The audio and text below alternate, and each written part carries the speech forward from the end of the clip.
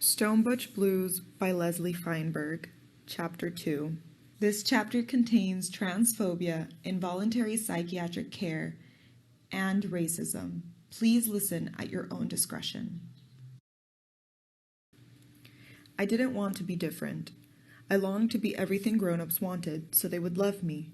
I followed all their rules, tried my best to please, but there was something about me that made them knit their eyebrows and frown. No one ever offered a name for what was wrong with me. That's what made me afraid it was really bad. I only came to recognize its melody through the constant refrain. Is that a boy or a girl? I was one more bad card life had dealt my parents. They were already bitterly disappointed people. My father had grown up determined he wasn't going to be stuck in a factory like his old man. My mother had no intention of being trapped in a marriage. When they met, they dreamed they were going on an exciting adventure together. When they awoke, my father was working in a factory and my mother had become a housewife. When my mother discovered she was pregnant with me, she told my dad she didn't want to be tied down with a kid. My father insisted she'd be happy when she had the baby. Nature would see to that. My mother had me to prove him wrong. My parents were enraged that life had cheated them. They were furious that marriage blocked their last opportunity to escape. Then I came along and I was different. Now they were furious with me. I could hear it in the way they retold the story of my birth. Rain and wind had lashed the desert while my mother was in labor. That's why she gave birth to me at home. The storm was too violently to be forded. My father was at work and we had no phone. My mother said she wept so loudly in fear when she realized I was on the way that the Diné grandmother from across the hall knocked on the door to see what was wrong, and then realizing my birth was imminent, brought 3 more women to help. The Diné women sang as I was born. That's what my mother told me. They washed me, fanned smoke across my tiny body, and offered me to my mother. Put the baby over there, she told them, pointing to a bassinet near the sink. Put the baby over there. The words chilled the Indian women. My mother could see that. The story was retold many times as I was growing up, as though the frost that bearded those words could be melted by repeating them in a humorous or ironic way. Days after I was born, the grandmother knocked on our door again, this time because my cries alarmed her. She found me in the bassinet, unwashed. My mother admitted she was afraid to touch me, except to pin a diaper or stick a bottle in my mouth. The next day, the grandmother sent over her daughter, who agreed to keep me during the day while her children were at school, if that was all right. It was and it wasn't. My mother was relieved, I'm sure, although at the same time it was an indictment of her. But she let me go. And so I grew in 2 worlds, immersed in the music of 2 languages. One world was Wheaties and Milton Berle. The other was fry bread and sage. One was cold, but it was mine. The other was warm, but it wasn't. My parents finally stopped letting me travel across the hall when I was 4. They came to pick me up before dinner one night. A number of the women had cooked a big meal and brought all the children together for a feast. They asked my parents if I could stay. My father grew alarmed when he heard one of the women say something to me in a language he didn't understand, and I answered her with words he'd never heard before. He said later he couldn't stand by and watch his own flesh and blood be kidnapped by Indians. I've only heard bits and pieces about that evening, so I don't know everything that went on. I wish I did. But this part I've heard over and over again. One of the women told my parents I was going to walk a difficult path in life. The exact wording changed in the retelling. Sometimes my mother would pretend to be a fortune teller, close her eyes, cover her forehead with her fingertips, and say, "I see a difficult life for this child." Other times, my dad would bellow like the Wizard of Oz, "This child will walk a hard road." In any case, my parents yanked me out of there. Before they left, though, the grandmother gave my mother a ring and said it would help to protect me in life.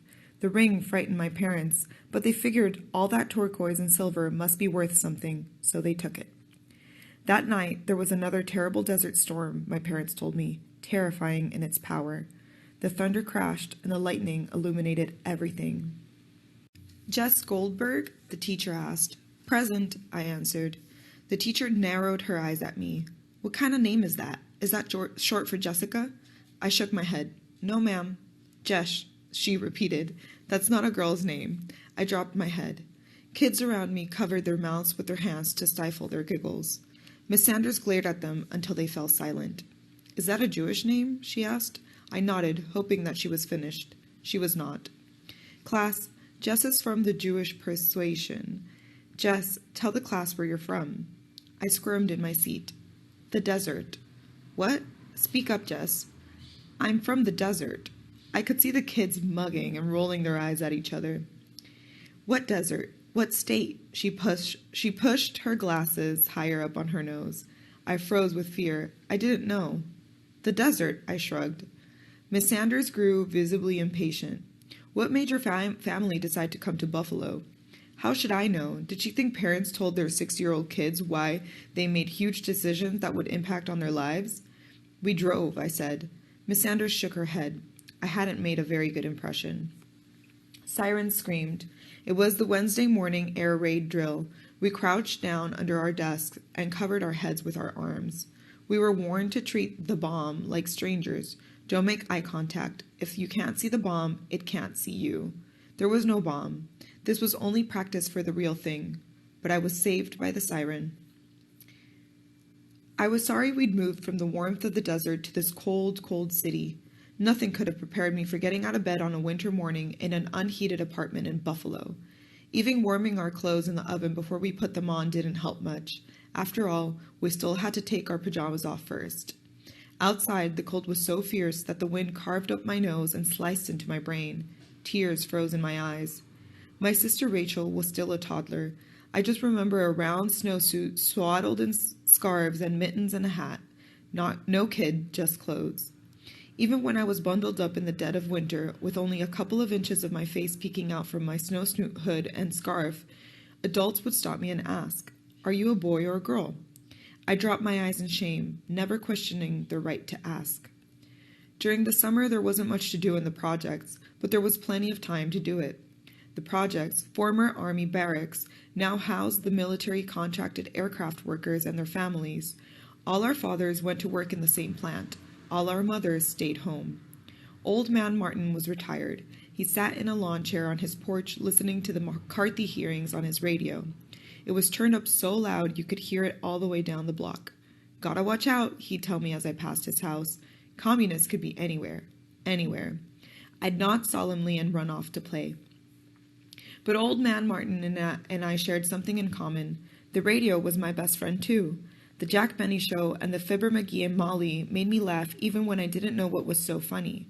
The Shadow and the Whistler chilled me. Perhaps outside these projects, working families already had televisions, but not us. The streets of the project weren't even paved, just gravel and giant Lincoln logs to mark the parking. Very few new things came down our road. Ponies pulled the carts of the ice cream man and the knife sharpener. On Saturday, they brought the ponies without the carts and sold rides for a penny. A penny also bought a chunk from the ice man, chipped off with his ice pick. The ice was dense and slick and sparkled like a cold diamond that might never melt. When a television set first appeared in the project, it was in the living room of the Mackenzies. All the children in the neighborhood begged our parents to let us go watch Captain Midnight on the Mackenzies' new television, but most of us were not allowed in their home. Although it was 1955, the neighborhood still had some invisible war zones from a fierce strike that had been settled in 1949, the year I was born. Mac Mackenzie had been a scab. Just the word itself was enough to make me shy away from their house. You could still see traces of that word on their front coal bin, even though it had been painted over in a slightly different shade of green. Years later, fathers still argued about the strike over kitchen tables and backyard barbecue grills. I overheard descriptions of such bloody strike battles I thought World War II had been fought at the plant. At night, when we drive my father into his shift, I used to crouch down to the back seat of the car and peek past the plant gates out over the now quiet fields of combat. There were also gangs in the projects, and the kids whose parents had scabbed during the strike made up a small but feared pack. "Hey, Pansy, are you a boy or a girl?" There was no way to avoid them in the small planet of the projects. Their sing-song taunts stayed with me long after I'd passed by. The world judged me harshly, and so I moved, or was pushed, towards solitude. The highway sliced between our projects and a huge field. It was against the rules to cross that road. There wasn't much traffic on it. You'd have to stand in the middle of a lane for a long time in order to get hit. But I wasn't supposed to cross that road. I did, though, and no one seemed to notice. I parted the long brown grass that bordered the road. Once I passed through it, I was in my own world. On the way to the pond, I stopped to visit the puppies and dogs in the outside kennels connected to the back of the ASPCA building. The dogs barked and stood on their hind legs as I approached the fence. Shh, I warned them. I knew no one was supposed to be back here. A spaniel pushed his nose through the chain-link fence. I rubbed his head. I looked around for the terrier I loved. He had only come to the fence once to greet me, sniffing cautiously. Usually, no matter how much I coaxed, he'd lay with his head on his paws, looking at me with mournful eyes. I wish I could take him home. I hoped he'd went to a kid who loved him. "Are you a boy or a girl?" I asked the mongrel. "Ruff, ruff." I didn't see the ASPCA man until it was too late. "Hey, kid, what are you doing here?" Caught. "Nothing," I said. "I wasn't doing anything bad. I was just talking to the dogs." He smiled a little. "Don't put your fingers inside the fence, son. Some of 'em bite." I felt the tips of my ears grow hot. I nodded. I was looking for the little one with the black ears. Did a nice family take him? The man frowned for a moment. "Yes," he said quietly. "He's real happy now."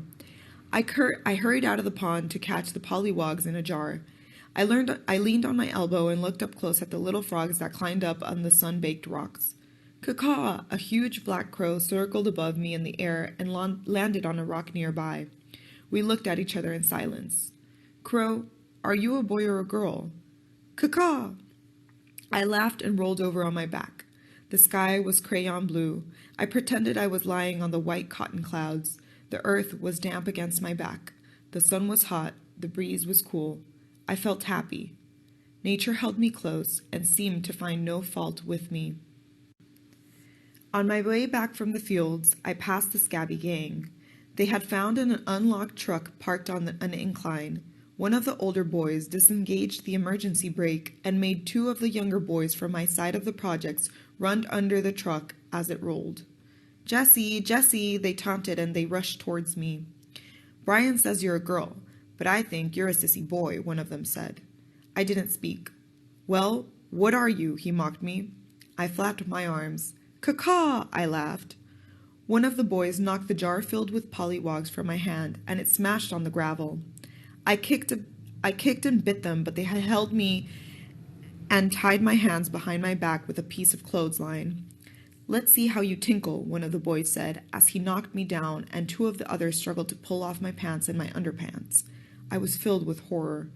I couldn't make them stop. The shame of being half naked before them, the important half, took all the steam out of me. They pushed and carried me to old Mrs. Jefferson's house and locked me in the coal bin. It was dark in the bin. The coal was sharp and cut like knives. It hurt too much to lie still, but the more I moved, the worse I made the wounds. I was afraid I'd never get out. It took hours before I heard Mrs. Jefferson in the kitchen. I don't know what she thought when she heard all the thumping and kicking in her coal bin, but when she opened the little trap door on the coal bin and I squirmed out onto her kitchen floor, she looked scared enough to fall down dead. There I stood, covered with coal, soot, and blood, tied up and half naked in her kitchen. She mumbled curses under her breath, and she untied me and sent me home wrapped in a towel.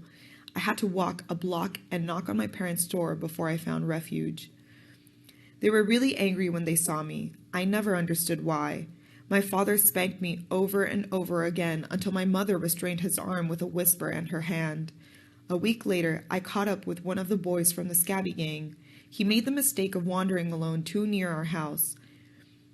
I made a muscle and told him to feel it. Then I punched him in the nose. He ran away crying. I felt great, for the first time in days. My mother called me into our house for dinner. "Who was that boy you were playing with?" I shrugged. "You were showing him your muscle?" I froze, wondering how much she had seen. She smiled. "Sometimes it's better to let boys think they're stronger," she told me.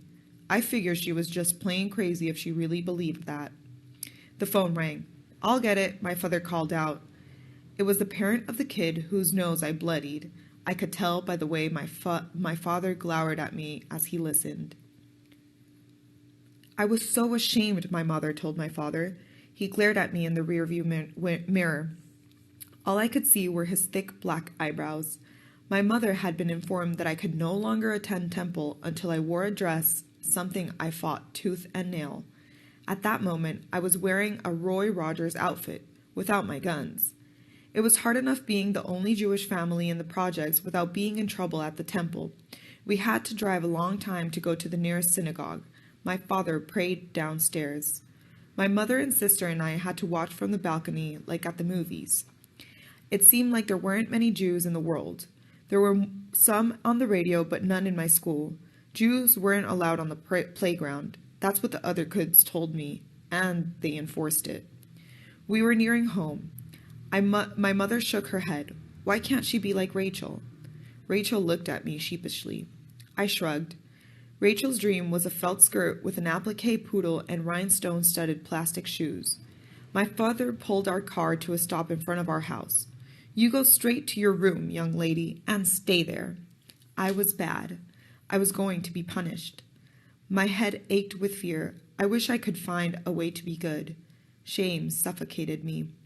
It was almost sundown. I heard my parents call Rachel to join them in their bedroom to light the Shabbos candles.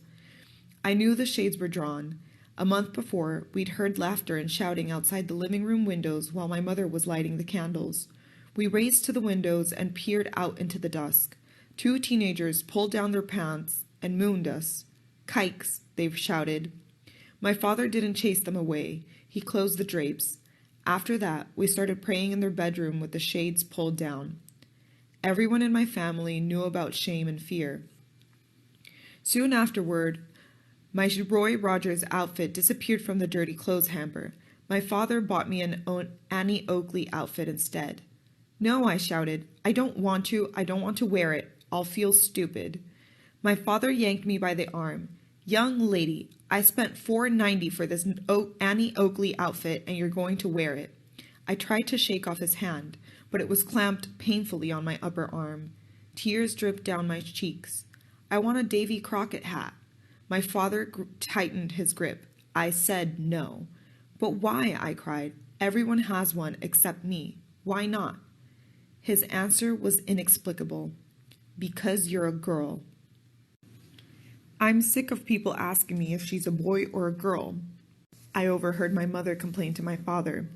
Everywhere I take her, people ask me. I was 10 years old. I was no longer a little kid, and I didn't have a sliver of cuteness to hide behind. The world's patience with me was fraying, and that panicked me. When I was really small, I thought I'd do anything to change whatever was wrong with me. Now I didn't want to change.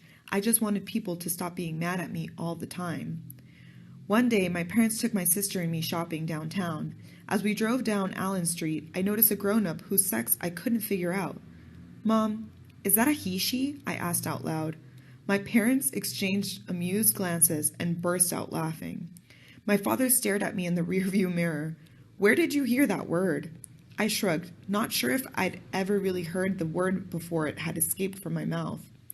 What's a he-she? My sister demanded to know. I was interested in the answer, too. It's a weirdo, my father laughed, like a beatnik. Rachel and I nodded without understanding. Suddenly, a wave of foreboding swept over me. I felt nauseous and dizzy. But whatever it was that triggered this fear, I was too scared to think about. The feeling ebbed as quickly as it had swelled. I gently pushed open the door to my parents' bedroom and looked around. I knew they were both at work, but entering their room was forbidden. So I peeked around the room first, just to make sure. I went directly to my father's closet door. His blue suit was there. That meant he must be wearing the gray one today. A blue suit and a gray suit. That's all any man needed, my father always said. His ties hung neatly on the rack. It took even more nerve to open my father's dresser drawer. His white shirts were folded and starched stiff as a board.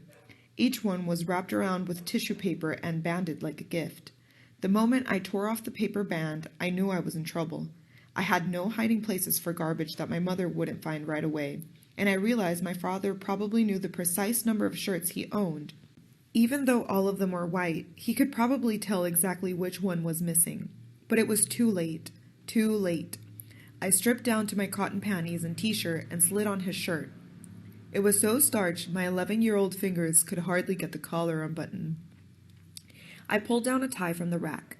For years, I had watched my father deftly twist and flop his ties in a complicated series of moves, but I couldn't figure out the puzzle. I tied it into a clumsy knot. I climbed up on the footstool to lift the suit from the hanger. Its weight surprised me.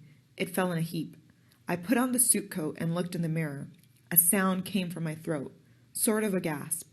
I liked the little girl looking back at me. Something was still missing. The ring. I opened my mother's jewelry box. The ring was huge. The silver and turquoise formed a dancing figure. I couldn't tell if the figure was a woman or a man. The ring no longer fit across 3 of my fingers. Now it fit snugly on 2. I stared in the big mirror over my mother's dresser, trying to see far in the future when the clothing would fit, to catch a glimpse of the woman I would become. I didn't look like any of the girls or women I'd seen in the Sears catalog. The catalog arrived as the seasons changed. I'd be the first in the house to go through it, page by page. All the girls and women looked pretty much the same. So did all the boys and men.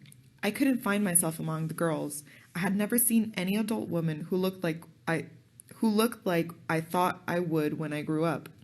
There were no women on television like the small women reflected in this mirror, none on the streets. I knew. I was always searching. For a moment in that mirror, I saw the woman I was growing up to be staring back at me. She looked scared and sad. I wondered if I was brave enough to grow up and be her.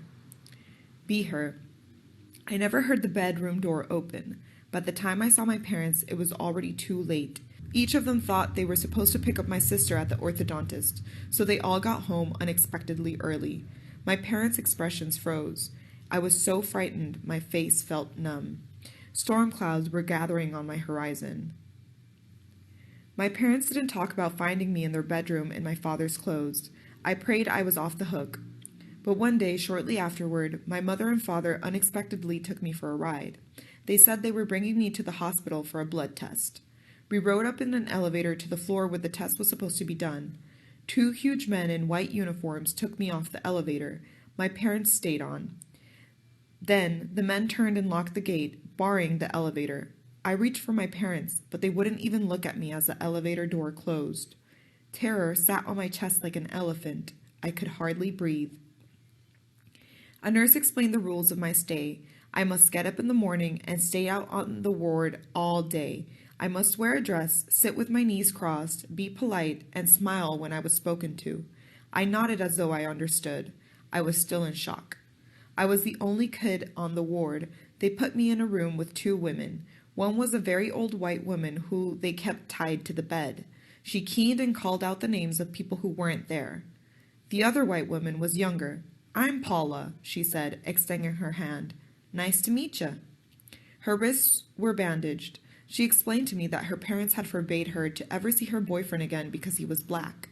She slit her wrists in grief, and so they put her in this place. We played ping pong together for the rest of the day. Paula taught me the words to "Are You Lonesome Tonight?" and she laughed and applauded as I dropped my voice low like Elvis.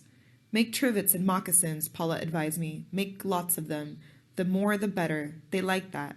I didn't know what a trivet was. That night, I had trouble sleeping. I heard men whispering and laughing as they came into my room and wrapped the sheets tightly around my body and lay very still in silence.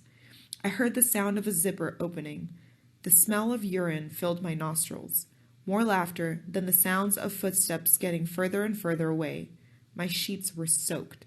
I was afraid I might be blamed and punished. Who had done this to me, and why? I'd ask Paula in the morning. Nurses and orderlies came into our room when the light was still gray behind the barred windows. "Rise and shine," they shouted. The old women began calling out names. Paula fought the orderlies, bit their hands. They cursed her, strapped her down, and wheeled her out of the room. One nurse approached my bed. I could still smell the faint scent of urine on the sheets even after they'd dried. Would she take me away if she smelled it too? She studied her clipboard. Goldberg, Jess. It frightened me to hear her say my name. "I don't have a signature on this one," she told the orderlies. They all left the room. "Goldberg, Jess," the old woman shouted over and over again. After lunch, I snuck back into my room to get my yo-yo. Paula was sitting on her bed, staring at her slippers. She looked at me and cocked her head. She extended her hand to me. "I'm Paula," she said. "Nice to meet ya." A nurse came into the room. "You," she said, pointing at me. I followed her back to the nurse's station. She held out 2 paper cups. Beautiful colored pills rolled around in one. The other was filled with water. I stared at both cups. "Take them," the nurse ordered. "Don't give me a hard time." I already sensed that giving the staff a hard time might mean never getting out of here, so I took the pills. Soon after I swallowed them, the floor began to tilt as I walked. They made me feel like I was moving through glue. Every day, I turned out more trivets and moccasins. I began to care about a woman who talked to ghosts I couldn't see. And I discovered Norton's anthology of poetry in the patient's library. It changed my life. I read the poems over and over again before I began to grasp their meanings. It wasn't just the words were musical notes my eyes could sing. It was the discovery that women and men, long dead, had left me messages about their feelings, emotions I could compare to my own. I had finally found others who were as lonely as I was, and in an odd way, that knowledge comforted me. 3 weeks after I had been brought to this ward, a nurse took me to an office. A man with a beard sat behind a big desk smoking his pipe. He told me he was my doctor. He said I seemed to be making progress, that being young was difficult, and that I was going through an awkward stage. "Do you know why you're here?" he asked me. I had learned a lot in 3 weeks. I realized that the world could do more than just judge me. It wielded tremendous power over me. I didn't care anymore if my parents didn't love me. I had accepted that fact in 3 weeks. I had survived alone in this hospital. But now I didn't care. I hated them, and I didn't trust them. I didn't trust anyone. My mind was focused on escape. I wanted to get out of this place and run away from home. I told the doctor I was afraid of the grown-up male patients on the ward. I said I was sure my parents were disappointed in me, but I wanted to make them happy and proud of me. I told him I didn't know what I was doing wrong, but if I could just go home, I'd do whatever he thought I should. I didn't mean it, but I said it. He nodded, but he seemed more interested in keeping his pipe lit than in me. 2 days later, my parents appeared on the ward and took me home. We didn't speak about what had happened. I concentrated on running away, waiting for the right moment. I had to agree to see the shrink once a week. I hoped I wouldn't have to see him for long, but the appointments continued for several years. I remember the exact day the shrink dropped the bombshell. He and my parents had agreed charm school would help me a lot. The date is etched in my mind, November 23rd, 1963. I walked out of his office in a daze. The humiliation of charm school seemed more than I could bear. I might have killed myself if I could have figured out a painless route. Everyone else seemed to be walking around equally as stunned. When I got home, my parents had the television turned up loud, and an announcer reported that the president had been shot in Dallas. It was the first time I'd ever seen my father cry. The whole world was out of control. I closed my bedroom door and fell asleep in order to escape. I didn't think I could survive the spotlight of charm school illuminating my shameful differences, but somehow I got through it. My face burned with humiliation and anger each time I had to pivot on the runway in front of the whole class, over and over. Charm school finally taught me once and for all that I wasn't pretty, wasn't feminine, and would never be graceful. The motto of the school was, "Every girl who enters leaves a lady." I was the exception. Just when it seemed like it couldn't get worse, I noticed my breasts were growing. Menstruation didn't bother me. Unless I bled all over myself, it was a private thing between me and my body. But breasts! Boys hung out of car windows and yelled vulgar things at me. Mr. Singer at the pharmacy stared at my breasts as he rang up my candy purchases. I quit the volleyball and track teams because I hated how my breasts hurt when I jumped or ran. I liked how my body was before puberty. Somehow, I thought it would never change. Not like this. Whatever the world thought was wrong with me, I finally began to agree they were right. Guilt burned like vomit in my throat. The only time it receded was when I went back to the land where they don't mind. That's how I remembered the desert. A Diné woman came to me one night in a dream. She used to come to me almost every night, but not since I had been in the psychiatric ward several years earlier. She held me on her lap and told me to find my ancestors and be proud of who I was. She told me to remember the ring. When I woke up, it was still dark outside. I curled up on the foot of my bed and listened to the rainstorm outside my window. Lightning bolts lit up the night sky. I waited until my parents got dressed before I snuck into their bedroom and took the ring. During the day at school, I hid in a bathroom stall and looked at it, wondering about its power. When would it protect me? I figured it was like the Captain Midnight decoder ring. You had to figure out how it worked. That night at dinner, my mom laughed at me. You were talking Martian in your sleep again last night when we went to bed. I slammed my fork down. It's not Martian. Young lady, my father shouted. You can go to your room. As I walked through the high school corridor, a group of girls squealed as I passed. Is it an animal, mineral, or a vegetable? I didn't fit any other categories. I had a new secret. Something so terrible, I knew I could never tell anyone. I discovered it about myself during the Saturday matinee at the Colvin Theater. One afternoon, I stayed in the bathroom at the theater for a long time. I wasn't ready to go home yet. When I came out, the adult movie was showing. I snuck in and watched. I melted as Sophia Loren moved her body against her leading man. Her hand cupped the back of his neck as they kissed. Her long red nails trailed against his skin. I shivered with pleasure. Every Saturday night after that, I hid in the bathroom so I could sneak out and watch the adult movies. A new hunger gnawed at me. It frightened me, but I knew better than to confide in a single soul. One day, my high school English teacher, Mrs. Noble, gave us a homework assignment. Bring in 8 lines of our favorite poem, and she read them in front of the class.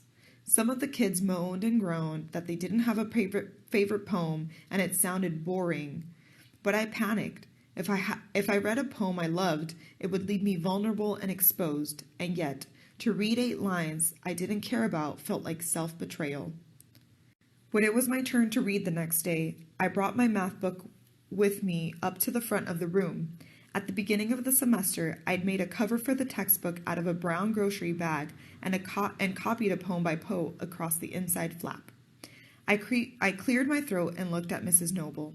She smiled and nodded at me. I read the first 8 lines. From childhood's hour I have not been as others were.